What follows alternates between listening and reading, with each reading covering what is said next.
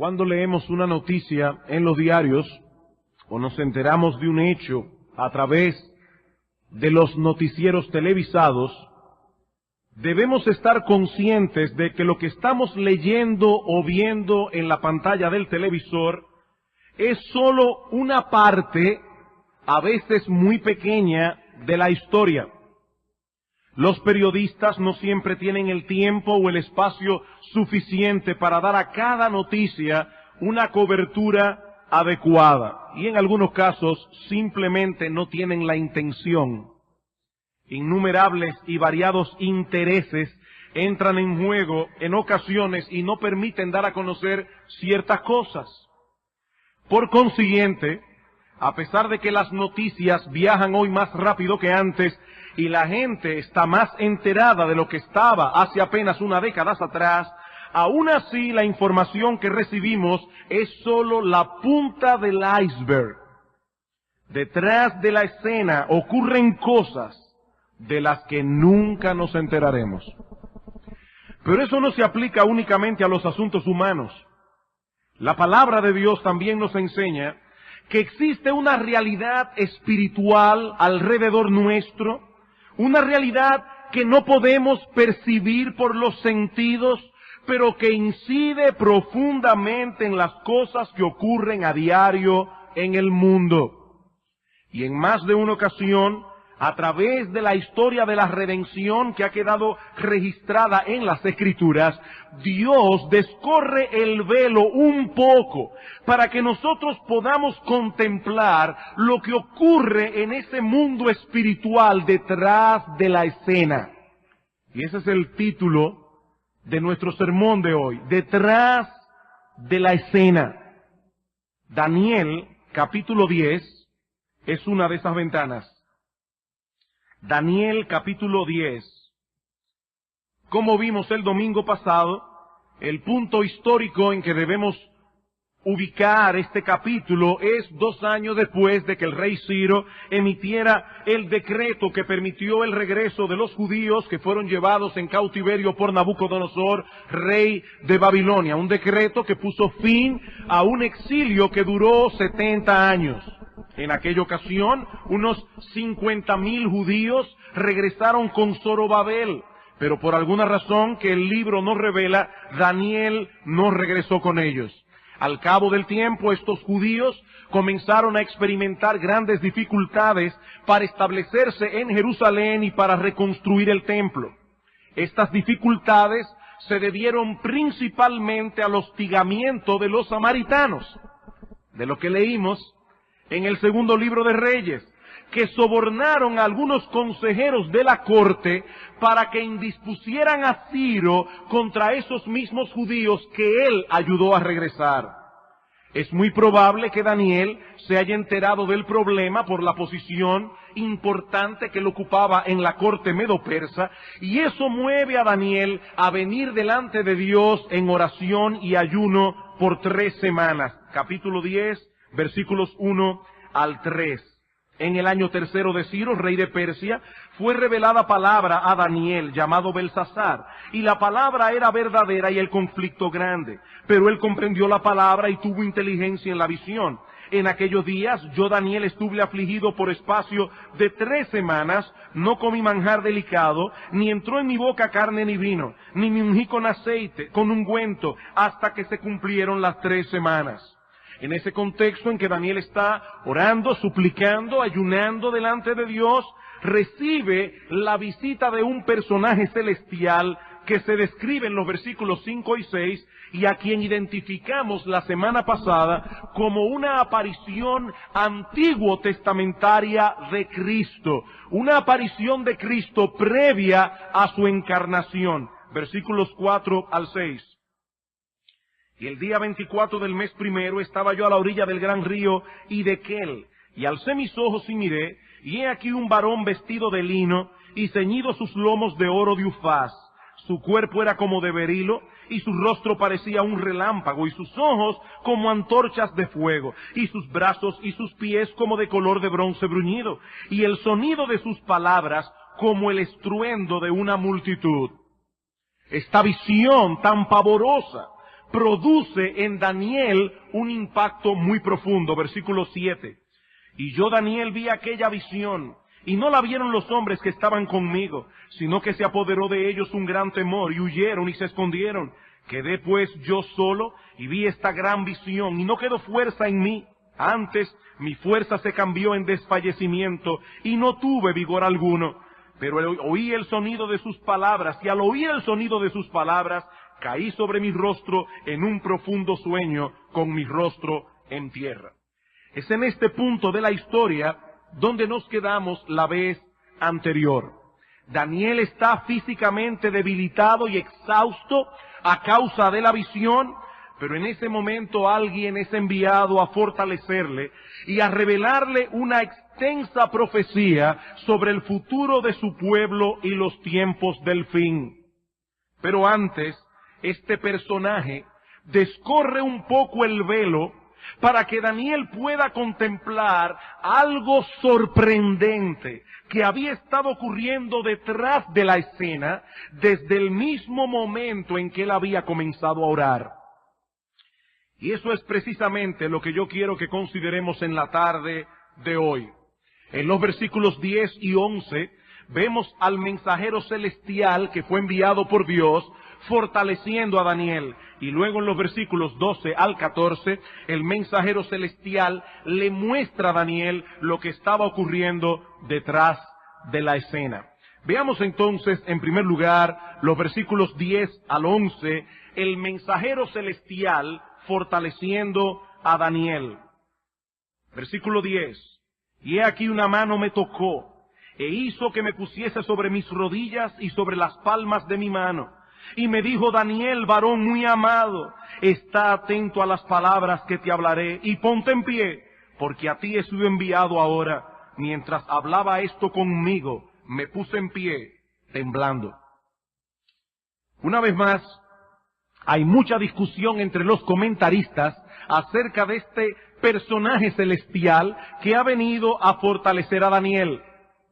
¿Se trata del mismo varón que se describe en los versículos 5 al 6 y que hemos identificado ya con nuestro Señor Jesucristo antes de su encarnación? ¿O se trata de un ángel poderoso como Gabriel o Miguel? La verdad es, hermanos, que no podemos ser dogmáticos al responder esta pregunta.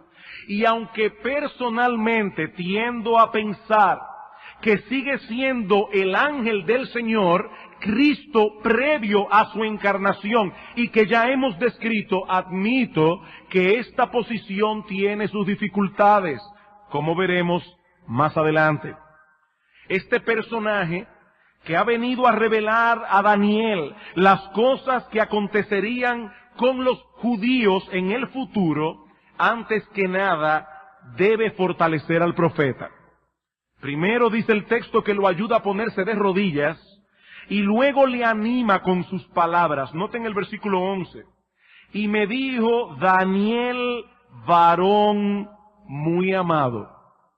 Daniel, eres un varón muy amado. Literalmente podemos traducirlo: eres un especial tesoro delante de Dios. Es la idea que está detrás de estas palabras. Y esta es la segunda vez que Daniel es identificado como alguien muy amado por Dios. ¿Recuerdan ustedes cuando el ángel Gabriel en el capítulo 9 viene a revelarle la profecía de las 70 semanas? Dice en el capítulo 9, versículo 23, al principio de tus ruegos, eso es Gabriel hablando, fue dada la orden y yo he venido para enseñártela porque tú eres muy amado. Pastor, ¿y Dios no ama a todos sus hijos? Sí. Pero aunque Dios ama a todos sus hijos y en todos ellos se complace, al mismo tiempo vemos en las Escrituras que no todos los creyentes tienen la misma intimidad con Dios. No todos los creyentes gozan de la misma cercanía. Dice en el Salmo 25, versículo 14, que la comunión íntima de Jehová es con los que le temen, y a ellos hará conocer su pacto. Y si hay algo que es evidenciado en la vida de Daniel, es que este era un hombre que tenía temor de Dios. A lo largo de su vida, Daniel había mostrado un interés genuino por promover la gloria de Dios, una confianza inquebrantable en las promesas de Dios y una integridad a toda prueba. Y consecuentemente Daniel alcanzó una intimidad con Dios que pocos hombres han tenido. Ahora, hermanos, lo que llama mi atención es cómo el ángel o el personaje celestial, quien quiera que sea, ha venido aquí a fortalecer a Daniel y le pide que reflexione en ese hecho. Eres un hombre muy amado de Dios. Hermanos, pocas cosas animan más el corazón del creyente que la certeza del amor de Dios. Se puede estar cayendo el mundo en pedazos. Las cosas a nuestro alrededor no podrían estar peor, pero si el Dios Todopoderoso, Creador de los cielos y de la tierra, si aquel que es santo, justo y bueno está por mí y me ama con amor eterno, entonces no importa lo que tengamos que enfrentar. ¿Qué dice el salmista en el Salmo 46, versículos 1 al 3? Dios es nuestro amparo, nuestra fortaleza, nuestro pronto auxilio en las tribulaciones. Por tanto, no temeremos. Ay, sí, pastor, era fácil para David. Él era un rey, tenía un ejército poderoso a su lado. Él podía decir fácilmente, no temeremos. No, hermanos, sigue diciendo el salmista, no temeremos, aunque la tierra sea removida y se traspasen los montes al corazón del mar. Aunque ocurra un cataclismo universal que destruya el mundo, aún así no temeremos, porque Dios, el Todopoderoso, es nuestro amparo y fortaleza. Y ese Dios, en Cristo, nos ama con amor eterno. Amor eterno e inalterable. Mi hermano, Dios te ama hoy a ti, con el mismo amor con que te amaba cuando Cristo estaba muriendo por tus pecados en la cruz del Calvario, porque nuestro Dios es inmutable. Con ese amor eterno te ama. Pero el ángel no fortalece solamente a Daniel, sino que también lo exhorta a poner atención. Versículo 11. Y me dijo Daniel, varón muy amado, está atento a las palabras que te hablaré y ponte en pie, porque a ti he sido enviado ahora. Daniel, yo sé que estás exhausto físicamente. La visión celestial ha producido un profundo impacto en ti, pero aún así, Daniel, haz un esfuerzo.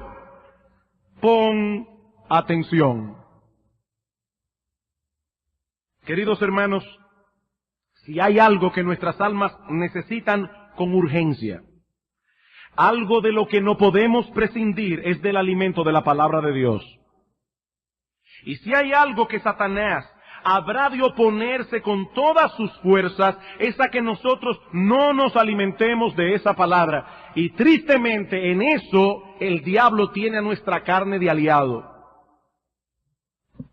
Él pondrá todo su empeño en que esa palabra no llegue a nosotros, como veremos en un momento. Pero no olvides, mi hermano, que Él no puede hacer eso a menos que tú lo consientas. A menos que tú mismo dejes de prestar atención. Atiende, Daniel. Hay algo importante que tú debes saber. Yo sé que estás cansado, yo sé que estás exhausto, yo sé que estás molido por la visión que has tenido. Pero pon atención, despiértate. Hay algo importante que tú debes saber. Acerca de eso mismo que tanto te preocupa, Daniel. Y eso nos lleva a nuestro segundo encabezado. El mensajero celestial muestra a Daniel lo que estaba ocurriendo detrás de la escena. Versículos 12 al 14. Entonces me dijo Daniel, no temas, porque desde el primer día que dispusiste tu corazón a entender y humillarte en la presencia de tu Dios, fueron oídas tus palabras, y a causa de tus palabras yo he venido. Mas el príncipe del reino de Persia se me opuso durante 21 días. Pero he aquí Miguel, uno de los principales príncipes, vino para ayudarme, y quedé allí yo con los reyes de Persia. He venido para hacerte saber lo que ha de venir a tu pueblo en los postreros días, porque la visión es para esos días. Una vez más, el personaje celestial trata de fortalecer a Daniel. Daniel, no temas. La situación de los judíos en Jerusalén era difícil. Estaban encontrando mucha oposición de parte de los samaritanos, pero aún así no había razón para tener temor. ¿Por qué? Porque Dios sigue siendo el soberano sentado en su trono y Él sigue escuchando nuestras oraciones. Le dice el ángel, este personaje celestial, quien quiera que sea, Daniel, el mismo día que comenzaste a orar, Dios escuchó tu clamor y fue en respuesta a tu oración que yo he venido. Queridos hermanos, muchas cosas ocurren como respuesta a nuestras oraciones y muchas cosas dejan de ocurrir porque nosotros no oramos. No tenéis lo que deseáis porque no pedís. Pedid y se os dará, buscad y hallaréis, llamad y se os abrirá, porque todo aquel que pide recibe, y el que busca halla, y al que llama se le abrirá. El Dios soberano ha decretado tanto el fin como los medios que entrarán en juego para obtener esos fines. Y uno de esos medios, quizás el más importante de todos, es la oración de su pueblo. Ora, mi hermano, con insistencia, persiste en oración, que cuando te postras a orar delante de Dios, estás poniendo a funcionar toda una maquinaria espiritual que nuestros ojos no ven, pero que inciden directamente en los asuntos de esta vida. Y muchas veces parecerá que aunque nosotros estamos orando e incluso ayunando como Daniel delante de Dios, nada ocurre, nada ocurre. Pero no olvides, mi hermano, que hay muchas cosas que nuestros ojos no pueden ver. El hecho de que parezca que nada está ocurriendo no quiere decir que no está sucediendo nada. No quiere decir eso.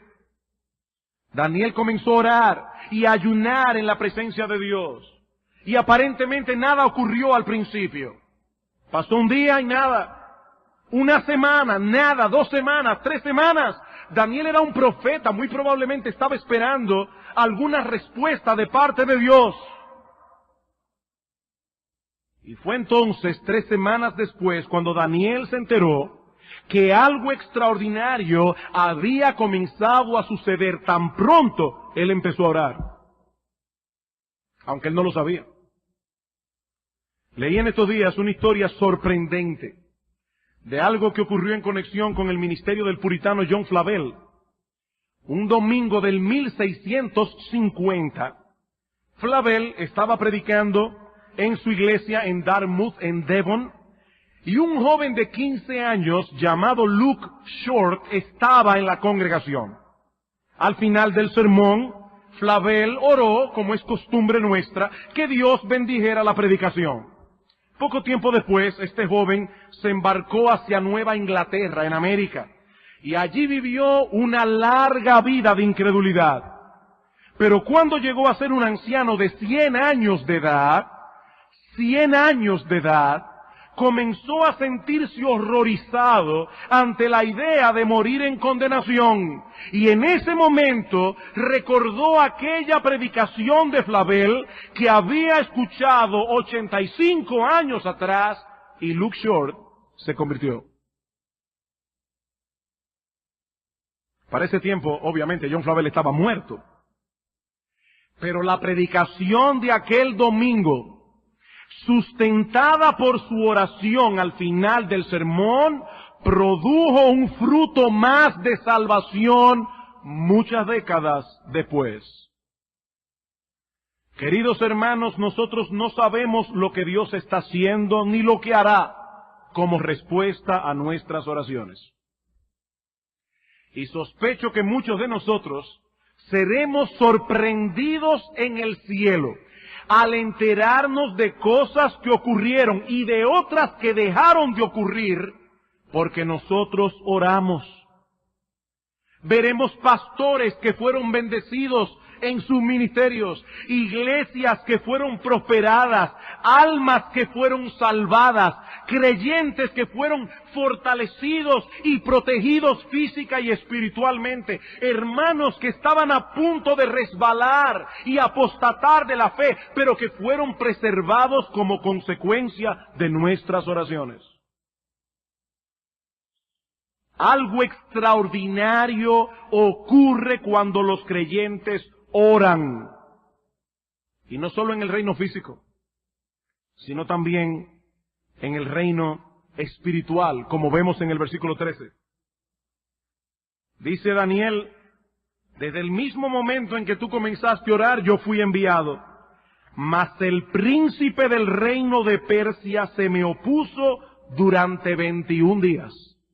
Pero he aquí Miguel, uno de los principales príncipes, vino para ayudarme y quedé allí con los reyes de Persia. Hermanos, esta es sin duda una de las escenas más misteriosas de toda la historia bíblica. Una de las escenas más misteriosas. Este personaje celestial dice a Daniel que tan pronto él comenzó a orar, Dios envió la respuesta. Pero otro personaje, identificado aquí en el texto como el príncipe del reino de Persia, se le opuso por 21 días. Hay muchas cosas del mundo angelical que nosotros desconocemos, y eso dificulta en parte nuestro entendimiento de este pasaje. Pero al menos hay algunas cosas aquí que podemos sacar en claro. Recuerden, hermanos, el contexto histórico en que ocurre esta escena. Persia era en ese tiempo la potencia mundial que dominaba sobre todos los pueblos del lejano y el cercano oriente.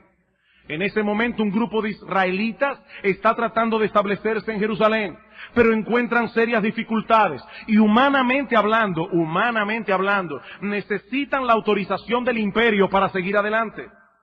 Eso es lo que estaba ocurriendo en el escenario de la historia, lo que los hombres de aquellos días podían ver. Parece que Daniel se entera de la situación, comienza a orar. Y durante 3 semanas se dedica a buscar intensamente el rostro de Dios en oración y ayuno, hasta que finalmente recibe la visita de este personaje celestial que le explica la causa de la demora. Todo el tiempo que Daniel estuvo orando, se había estado librando una batalla detrás de la escena, en el mundo espiritual. El príncipe del reino de Persia se le opuso por 21 días. Y tenemos muy buenas razones para pensar, como de hecho opinan la mayoría de los comentaristas, que este príncipe del reino de Persia es un ser espiritual, un ángel caído. El comentarista Edward Young nos dice que tiene que relacionarse con un ser sobrenatural por el simple hecho de que lo que Daniel está describiendo aquí es una guerra espiritual. Y otro autor señala que este personaje sobrepasa en poder a un simple ser humano. ¿Y cómo lo sabemos? Porque tiene que venir el arcángel Miguel para dominarlo. Herbert Leupold, una autoridad en el Antiguo Testamento, dice claramente que este príncipe del reino de Persia es un demonio. ¿Y por qué se le llama el príncipe del reino de Persia?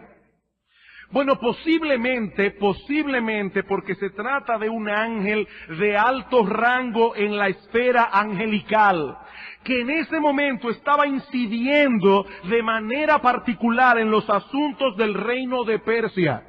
Los ángeles tienen rango. Noten de hecho que en el mismo texto al arcángel Miguel se le asigna el mismo rango. Dice, versículo 13, mas el príncipe del reino de Persia se me opuso durante 21 días. Pero he aquí Miguel, uno de los principales príncipes. Miguel, el arcángel Miguel, es uno de los principales príncipes en esa jerarquía angelical. Y luego más adelante se dice de Miguel que él peleaba a favor del pueblo de Dios. Noten el versículo 21.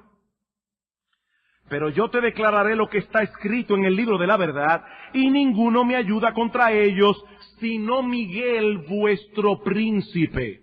Y dice en el capítulo 12, versículo 1, en aquel tiempo se levantará Miguel, el gran príncipe que está de parte de los hijos de tu pueblo.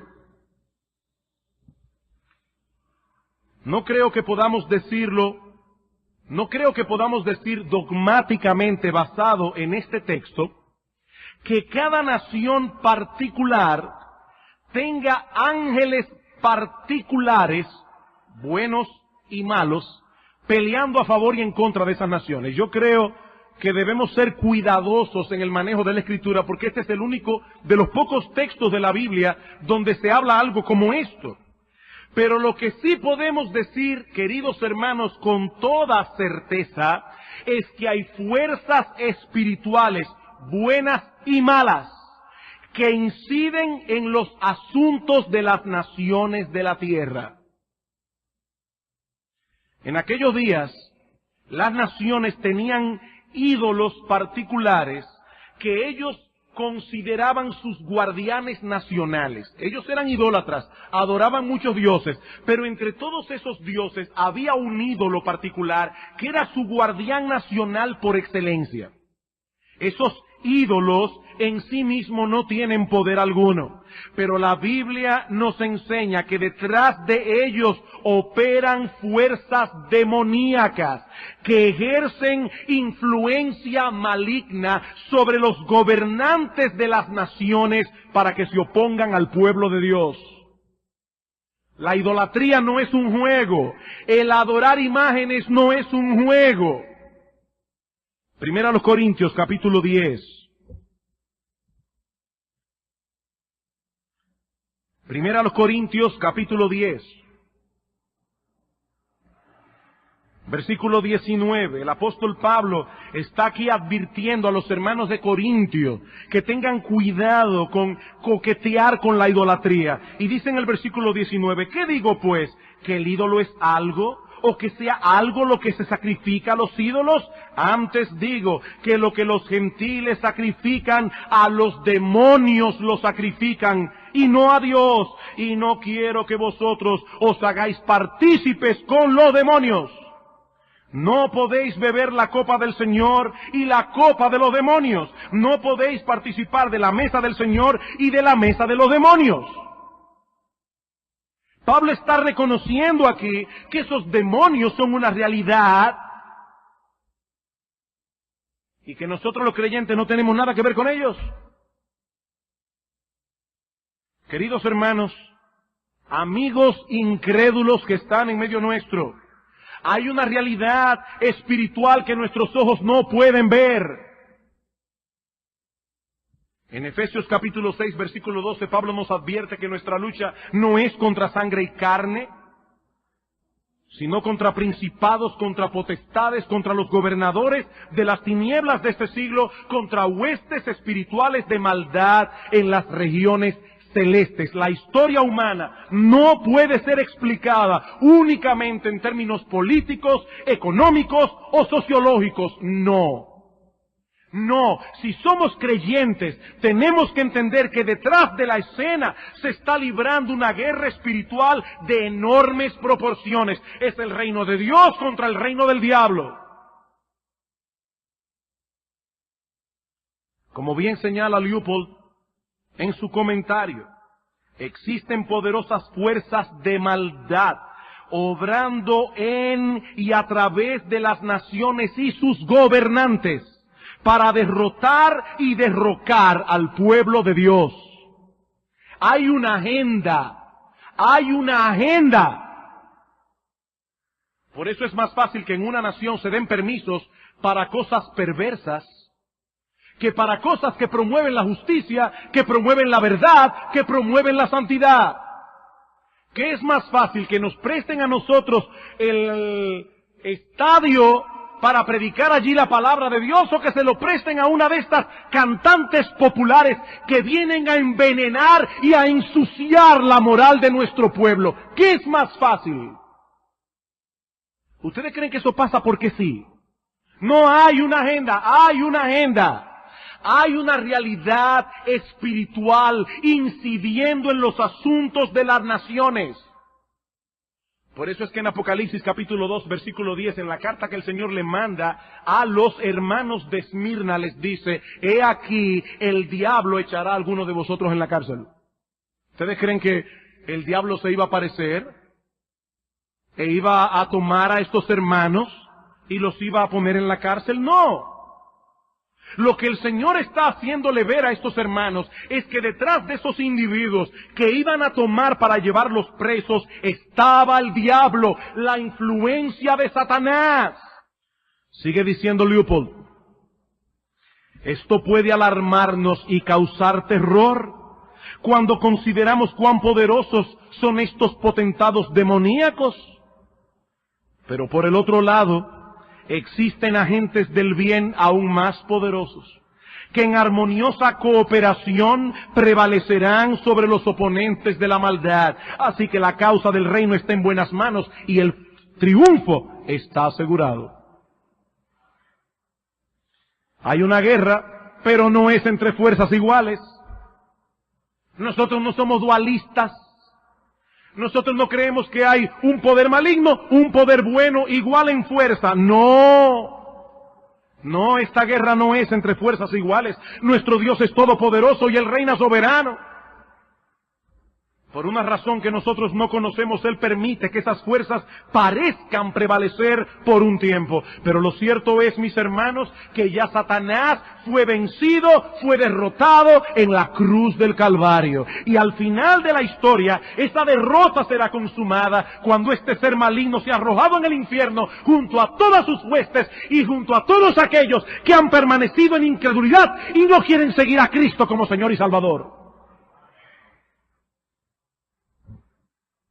Mi amigo, esto no es un juego.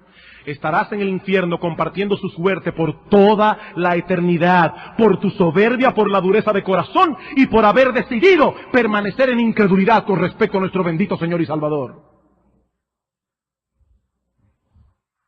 No existe posibilidad alguna de que nuestro Dios sea vencido por las fuerzas del mal.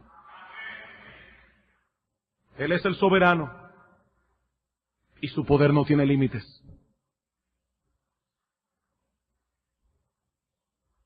No tengo el tiempo para continuar exponiendo el pasaje. No estoy terminando. Veamos algunas aplicaciones prácticas. No estoy terminando. Lo más terrible que puede ocurrir en un auditorio es creer que el avión va a aterrizar y de repente alza el vuelo otra vez. Yo no estoy terminando. Yo no dije para terminar ni en conclusión. Lo que estoy diciendo es que hay tantas cosas aquí que yo no quiero continuar exponiendo el pasaje. Vamos a ver algunas aplicaciones. En primer lugar, hermanos, una de las cosas que aprendemos en este pasaje es que Satanás es un ser real, así como son reales las huestes que pelean a su lado. Esas huestes espirituales de maldad se oponen a Dios, se oponen al avance de su reino y harán todo lo posible para estorbarnos. Primera Tesalonicenses, capítulo 2. El apóstol Pablo está preocupado por los hermanos de Tesalónica y desea visitarlos. Y dice en el versículo 17 del capítulo 2, pero nosotros, hermanos, separados de vosotros por un poco de tiempo de vista, pero no de corazón, tanto más procuramos con mucho deseo ver vuestro rostro, por lo cual asimismo quisimos ir a vosotros, yo Pablo, ciertamente una y otra vez, pero Satanás nos estorbó. Pablo estaba consciente de la oposición del maligno. Él sabía que estas huestes espirituales de maldad instigan a los impíos a perseguirnos, a molestarnos, a poner estorbo a la expansión de su reino. Queridos hermanos, nosotros cometemos un grave error de juicio cuando enfocamos únicamente al incrédulo que nos hace la guerra. No es tu esposo inconverso, no es tu esposa inconverso, no es ese jefe perverso en el trabajo, no es ese compañero de clases. No, estamos en una lucha que dice Pablo que no es contra sangre y carne. Tu esposo inconverso es de sangre y carne. Él no es tu problema. Nuestra lucha no es contra sangre y carne. Ese jefe que te está haciendo la vida imposible es de sangre y carne. Tu lucha no es con él. Ese compañero en la escuela, ese compañero en la universidad, es de sangre y carne. Tu lucha no es con él. Pablo dice, Satanás nos estorbó. Y yo no sé qué fue lo que pasó, porque Pablo no lo revela. ¿Cómo fue que Satanás lo estorbó? Pero pueden estar casi seguros que Satanás usó seres humanos como tú y como yo para estorbarlo, pero él estaba viendo al diablo detrás de la escena. Estas huestes espirituales de maldad no solo levantarán persecución contra nosotros, sino que también tratarán de anularnos como creyentes, para que no podamos servir a Cristo como debemos, y usarán todas las estratagemas que tengan a su alcance para que nosotros seamos motivo de tropiezo, de escarnio y de burla para el Evangelio de Cristo. En ese sentido, escúchame bien, mi amado hermano, en ese sentido podemos decir que no es primariamente detrás de ti que anda el diablo. No primariamente. Es detrás del Dios a quien tú representas si eres cristiano. Es detrás del Dios al que nosotros representamos. Es detrás de la iglesia con la que nosotros nos asociamos. Es detrás del evangelio que nosotros predicamos. Pero no olvides que esas huestes espirituales de maldad no pueden hacer nada sin tu consentimiento y el mío. Nada. El enemigo de las almas puede tentarnos, pero no puede obligarnos a pecar. El apóstol Pablo dice que nosotros hemos muerto al pecado y que ya no estamos bajo su dominio. ¿Cuál es su exhortación? No reine pues el pecado en vuestro cuerpo mortal. Ningún creyente puede decir, pequé porque no tenía otra salida. No, mi hermano, Dios no nos dejará ser tentados más allá de lo que podemos soportar. Y siempre que el diablo trae la tentación, Dios trae la salida. El diablo tienta, pero él no nos obliga a pecar. En segundo lugar, aprendemos de esta escena que el enemigo espiritual con el que estamos luchando es sumamente poderoso. Sumamente poderoso. Como decía hace un rato, este pasaje contiene muchos misterios que no nos han sido revelados. Se nos dificulta entender cómo es eso de que un ángel caído se le opuso por 21 días a este mensajero celestial y tiene que venir Miguel para ayudarle. ¿Por qué permite Dios que esta oposición prevalezca por 21 días? No lo sabemos. Pero Dios sí quería que nosotros supiéramos que eso pasó. Dios sí quería que nosotros supiéramos que estamos lidiando con un enemigo muy poderoso. Aunque Él no tiene todo el poder, sí tiene mucho poder. Hay algunos creyentes que viven tan descuidados, como si nosotros viviéramos en Disney World. No, esto no es el mundo mágico de Disney World. Nosotros estamos en un campo de batalla y el ser contra el cual estamos peleando es muy poderoso. De paso, es por esta oposición que muchos piensan que ese personaje celestial que está enfrascado en esta lucha no puede ser el mismo que se describe en los versículos 5 y 6, es decir, el ángel de Jehová, Cristo antes de su encarnación. Y aunque el argumento es fuerte, no es conclusivo, porque el Señor puede permitir cierto grado de oposición para cumplir otros propósitos. De hecho, en Génesis capítulo 32, a partir del versículo 22, tenemos una escena todavía más extraña. Jacob, un ser humano como tú y como yo, luchando con el ángel de Jehová. ¿Y saben lo más extraño de esa escena? Que fue Jacob que venció. De hecho, es en ese momento que se le cambia el nombre de Jacob a Israel. Y la razón que da el ángel es precisamente: has luchado con los hombres y con Dios y has vencido. Así que este argumento no es conclusivo. Dios puede permitir cierto grado de oposición. No se le oponen los impíos a Dios. Dios permite cierto grado de oposición. Ahora, el punto que no quiero que perdamos de vista, mis amados hermanos, es que estamos inmersos en una lucha espiritual que no podremos ganar en nuestras propias fuerzas.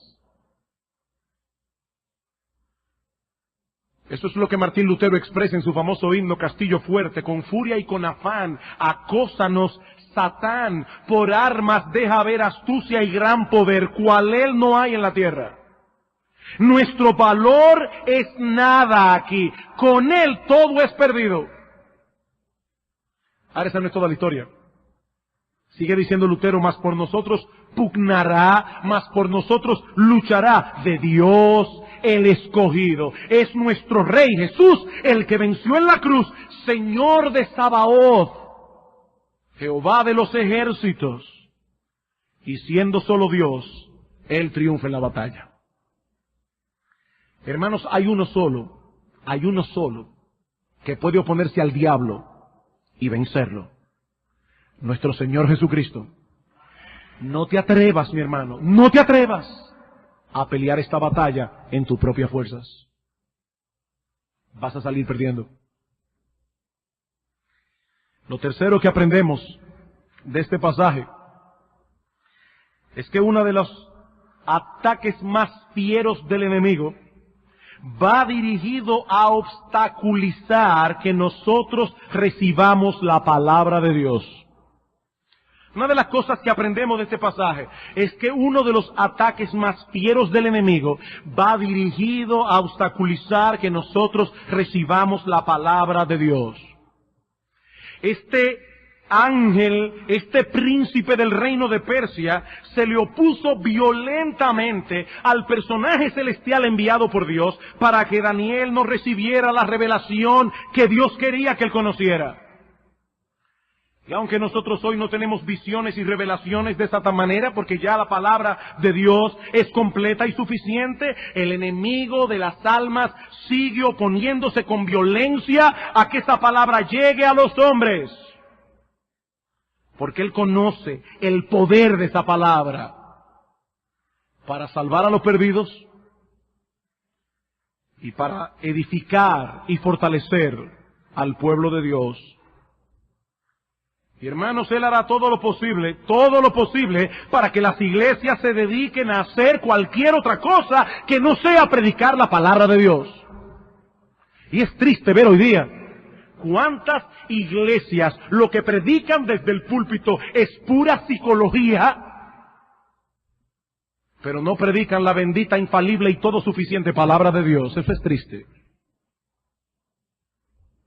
Y Él va a hacer todo lo posible, hermano, porque esta iglesia, iglesia bíblica del Señor Jesucristo, andando el tiempo, deje de predicar la palabra de Dios. Mira este programa que tal o cual iglesia ha implementado. Y tienen muchísima gente. Hermanos, la iglesia más grande del mundo es la iglesia católica romana. Y es una iglesia falsa. El asunto no es tener mucha gente. Es ser fiel a predicar lo que Dios nos ha revelado en su palabra. Y muchas veces serán los mismos miembros de la iglesia los que vendrán a los pastores y pondrán presión para que cambien el programa, para que hagan un culto más entretenido. Oh, hermanos, se los digo de todo corazón, yo prefiero perder la vida. Prefiero que Dios me lleve a su presencia antes que ver algún día iglesia bíblica del Señor Jesucristo convertida en un club social donde las personas vienen a divertirse, a pasar un buen rato, a sentirse bien, antes que venir a escuchar la palabra del Dios Todopoderoso.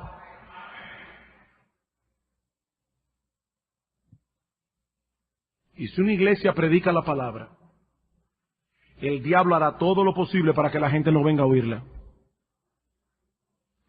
¿Tú crees, mi hermano querido, que esa oposición que te pone tu hijo y tu hija inconverso, porque no quiere venir a la iglesia a oír la palabra de Dios, eso no viene del maligno? Eso viene de Satanás. Y cuando vengan a oírla, entonces el diablo hará todo lo posible para que se distraigan. Todo lo posible. Él no quiere que la iglesia predique la palabra. Si predica la palabra va a hacer que la gente no venga. Y si la gente viene, él va a hacer todo lo posible para que se distraigan. Aquí es que te vas a acordar que tienes que pagar la luz mañana, que el agua, no sé qué, que la diligencia que tiene que hacer en la americana. Todo eso va a venir aquí. ¿Y tú crees que eso viene de la nada? Y se levanta un jovencito por aquí al baño. Y yo no estoy diciendo que no se puede parar nadie al baño en una emergencia. Pero entiendan que muchas de esas cosas que se hacen a veces gratuitamente y que los padres pudieran tener más control, son cosas que el diablo usa para distraer. Eso no pasa porque sí. Hermanos, yo quiero que ustedes entiendan que hay un mundo espiritual que nosotros no vemos. Un mundo espiritual que se opone a la palabra de Dios. Un mundo espiritual, huestes de maldad en las regiones celestes.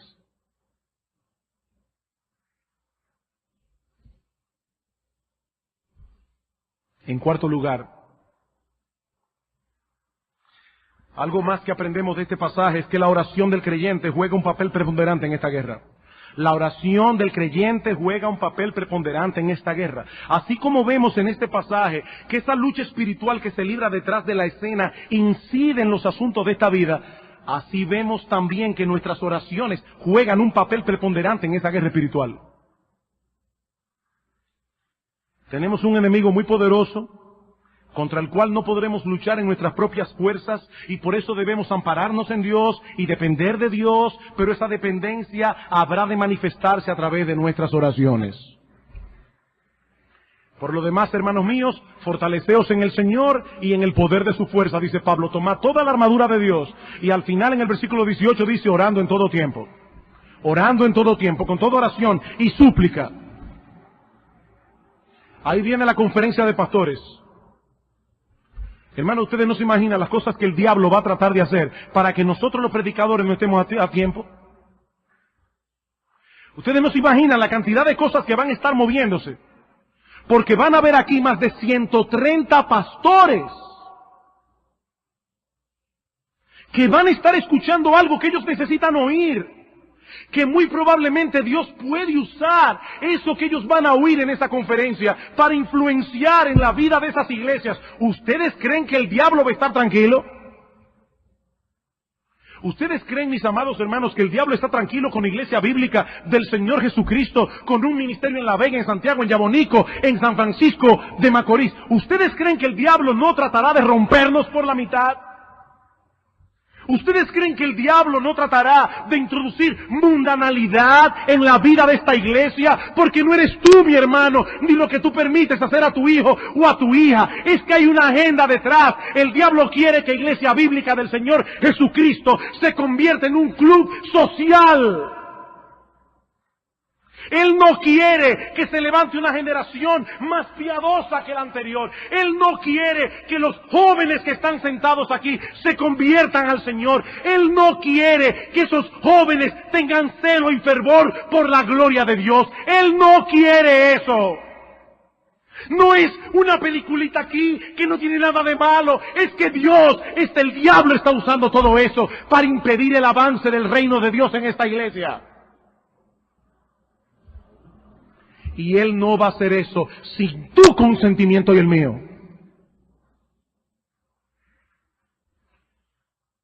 Te decía un grupo de hermanos esta semana pasada que hay un mensaje que me está dando vuelta en la cabeza desde hace tiempo.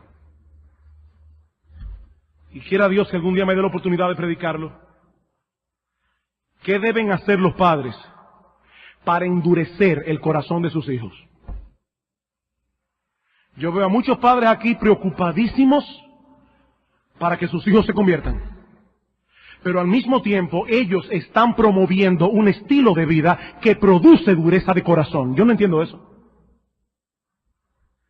Yo estoy tan preocupado porque mi hijo está sobrepeso.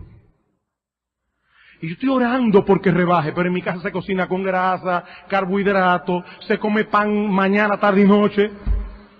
Entonces, ¿para qué estás orando? Estás orando por un lado y engordándolo por el otro. Estamos orando que nuestros hijos se conviertan.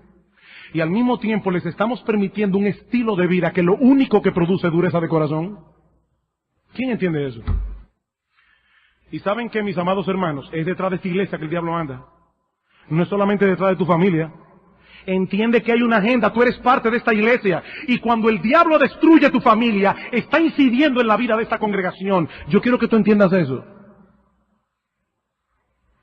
Y eso es una lucha que solo podremos librar orando. Orando. Es una fuerza de maldad mucho más poderosa que nosotros. Fortaleceos en el Señor. Y finalmente, no quiero terminar con una nota de derrota.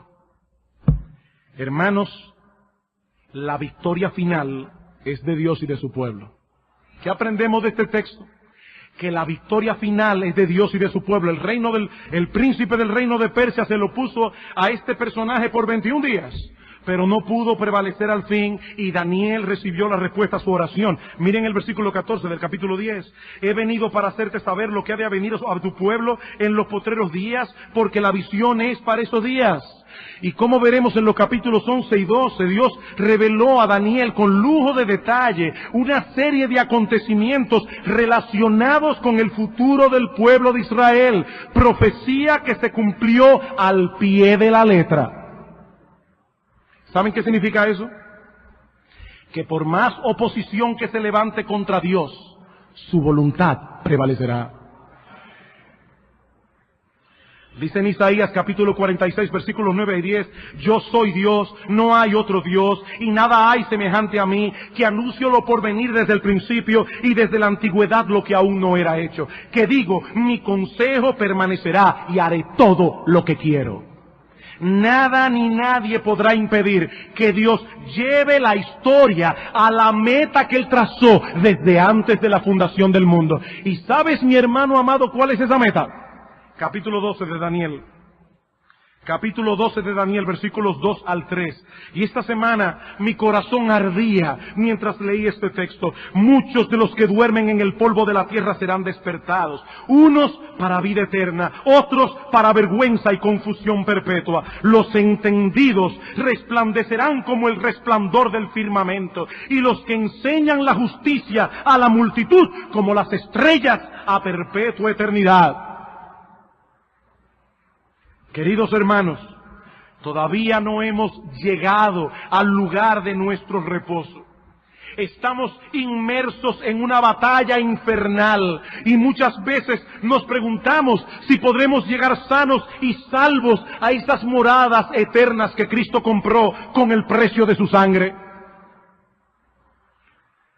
Pero no dejemos que el temor nos paralice. Porque por más encarnizada que sea esta lucha, estamos del lado del vencedor. La maldad no tiene futuro, la victoria pertenece únicamente a Dios y a su pueblo. Sea Dios bendito por los siglos de los siglos. Vamos a orar. Oh Padre, oh Señor y Dios Todopoderoso, qué pasaje tan sobrio, Señor. Padre, clava tu palabra en nuestro corazón. Oh Señor, perdónanos. Oh Señor, preserva esta tu iglesia, Señor. Ayúdanos a entender que nosotros somos miembros de este cuerpo y que nuestro bienestar o malestar espiritual incide directamente en la vida de la iglesia. Señor, abre nuestros ojos. Ayúdanos a ver esa guerra espiritual que se está librando y que nosotros no podemos ver, para que no seamos tomados como incautos, ayudando al enemigo. Ayúdanos, oh Dios, te lo pedimos. Bendice a Iglesia Bíblica del Señor Jesucristo. Que esta iglesia siga siendo un faro de luz.